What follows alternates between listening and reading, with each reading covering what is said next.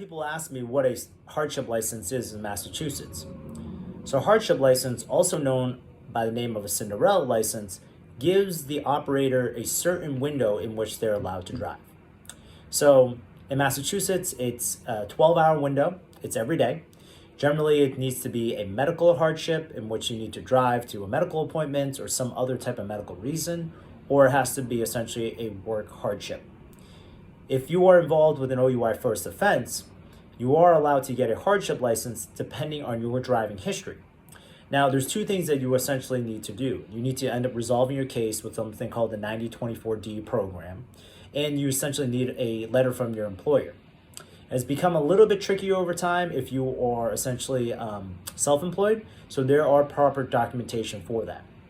You need to take those documents and bring them to the RMV and essentially meet with a hearings officer to make sure that your hardship is needed.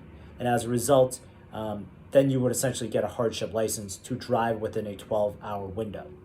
That 12-hour window can't shift from day to day, so you can ask for 7 to 7 on Mondays and 8 to 8 on Tuesdays, for example. It has to be the same 12 hours every day.